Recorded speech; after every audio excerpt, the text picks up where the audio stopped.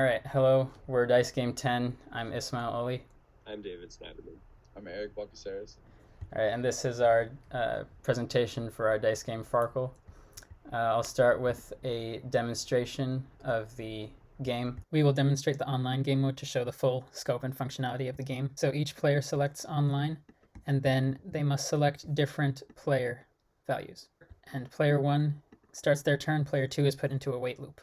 Then player 1 does their turn by starting and rolling. Then based on the melds in the table, they can select the dice they want to earn points from and press add to score. Now player 1 can either roll again or bank points, and I will bank points. Now this data should appear in player 2's window after a short delay. So now the data has just appeared, and player 2 can start their turn by rolling. Then based on the dice they have rolled, they can select the dice they want to win points from and add that to their score. And this time I'll choose to roll again. I will select 2 more 5s. Notice every time I add to score, the data in the table updates based on the current roll score, the turn score, and how many melds I have rolled. I will roll again to show the hot dice functionality. Now, since I scored from all 6 dice, I get hot dice and I can roll all over again to add more points. And this also shows the Farkle functionality, where now I get 0 points for that whole turn because none of the rolled values got any points. Notice how all the values in the table are set back to 0 because that was how they were before this turn started. And now it's player 1's turn again. And note that anytime any player can click the rules button to see the rules of the game, to see how to play, and how the online and local rules are different. And now I will demonstrate the reach component, which is night mode. And we wanted to include this because all modern apps, such as Instagram and Twitter, have a light and dark mode that users can have the option to choose from. Now really quickly, this is the end of a local game I have set up, and I will use this to show the win condition functionality. Note how player 2 has 9,700 points with 300 points in their turn point section. So when I click bank score, player 2 victory happens. And now we will go over the code for the app. We have the startup function. The first chunk of code initializes a user-defined object for the OOP and creates player 1 and player 2 and sets their scores to 0. And then the following lines set up the online and local buttons to false until someone. Following that, we have we initialize the melds table, and here in this table we display the melds and their values. And following, we initialize the scores table. And before the game begins, all the buttons are hidden by the following chunk of code until someone presses start button. And lastly, we set up the ID and API keys for the ThinkSpeak channel. So for the rules push button function, essentially on our Farkle game, there is a button named rules, and when pressed, it opens up the secondary window that I created through adding a new blank app. And in the secondary window, the rules for Farkle are displayed. And here I added another push button called close. So when pressed, it closes the rules for the Farkle and it'll return you back to the game. Start button function. It starts by declaring that it's player 1's turn. It turns on their turn lamp, and it shows them the buttons that they need to be able to play the game. If the users are playing online, it's player 1's turn and it tells them to roll, and player 2 needs to wait, and they go through a while loop until player 1 plays. When it says restart, it turns both their lamps on and restarts the game and sets all of their data equal to 0. Function called new turn. What the new turn function does is initially it unchecks all of the boxes of the die, and then right after that it enables the die so the next player is able to click all the dice button for their melds. And then the switch turn function initially calls the new turn function, which I just described, and then it sets all the turn melds to 0, and then it switches the lamps on to off or off to on, just switches them for the players. It displays roll for that player, and then it checks for victory. Farkle function, this sets the Farkle lamp to be visible and the lamp label, and it reads a Farkle audio file, which is like a buzzer noise, and if player 1 Farkles, then their score for that round is set to 0, and it subtracts their melds from their total melds, and it does the same thing for player 2. And if they're in online mode, it disables their buttons, and they have to go into a loop until the other player plays their turn. This is for our roll animate function. So we make all the dice images into a matrix so it's easier to call back, and then we flip through 4 random dice images, simulates them actually rolling.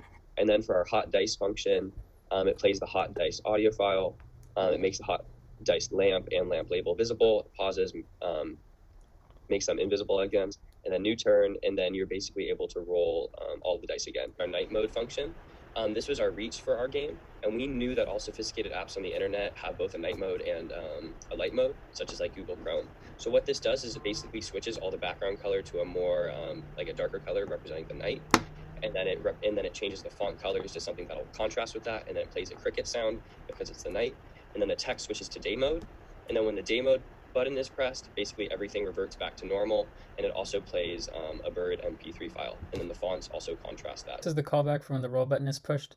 This only executes when the game info field says roll or roll again or bank points. So it first plays the audio file for the roll, and then it plays the roll animation, which flips through 4 random images for the dice before landing on the correct value. And for the correct value, it selects a random dice value for each dice, and then in this for loop, using switch cases, it updates the images for each dice depending on the dice value that it has. And then it checks if there's a Farkle after each roll to make sure that it's possible to score some points. So it calculates the scores, and if it returns 0 points, that means there has been a Farkle, and it calls the Farkle function, which we have already defined. Okay, so this is the callback for when the add to score button is pushed. This only executes when the info field says collect points. It starts by setting the selected dice all to false, and it puts the enabled checked dice values into an array. It puts it into the checked values array and sorts that array.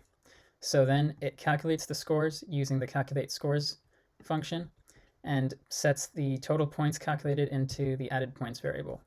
Then if it's player 1's turn, it updates the roll score data and the turn score data for player 1. And if it's player 2's turn, it does the same thing but for player 2. Then it sets the info field to roll again or bank points and checks if there's a hot dice, meaning if all 6 dice have been scored. Calculate scores function, which is called in both the roll button and the add to score button callbacks.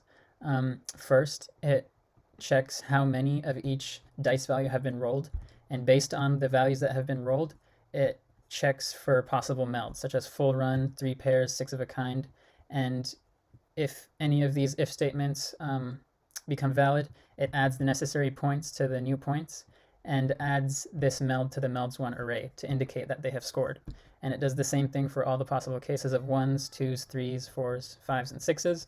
And then if the game info field says collect points, meaning that the player has just pressed add to score, it updates the table data for the score for the melds. Okay, this is the callback for when the bank score button is pushed. This only executes if the info field says roll again or bank points. If it's player 1's turn, it adds the turn score to the total score and sets the roll and turn scores to 0. And then it checks if player 1 has achieved victory, and if so, it plays the sound and displays player 1 has achieved victory. Else, if it's player 2's turn, it does the same thing but with player 2's values. And then if no victory has happened yet, it switches turns so the next player can go. And if it's in the online mode, the player who just banked their points, it disables their buttons, tells them to wait for the other player to finish their turn, sends the data of the turn they just finished to the ThinkSpeak, and then puts them in the wait loop. So this is the send turn data function, which sends the necessary data to the ThinkSpeak channel. First it pauses, and then if I'm player 1, it packages my player number, my current score, and all of the melds that I have in the meld table into one string. And if I'm player 2, it does the same thing but with my player 2's values. And then once it packages that string, it sends that string to the ThinkSpeak channel. So this is the wait for other player callback, which is when the player is in the wait loop. So this is a while loop that keeps reading data from the ThinkSpeak channel while the player who sent message is not the other player's number. So it reads the data from the ThinkSpeak channel into a table since it's a string, and then converts that into a string, splits the string into its individual parts and converts it back to numbers, and then it evaluates the player who sent message and pauses. Once the wait loop ends, meaning that it received data from the other player, if my player number is 1, it updates player 2's values since they just sent me data, and the other way around if I'm player 2. And then it checks for victory to see if the new data I got means the other player just won. And then to notify the current player that it's now their turn, it plays a small audio. All right, here's the code for a user-defined object. It basically defines a player that has the property of score and the method that can display the player's score. This was very useful in our code for debugging the code since we could display the players' score whenever we needed, and in the startup function we initialized 2 players and setting their score to 0.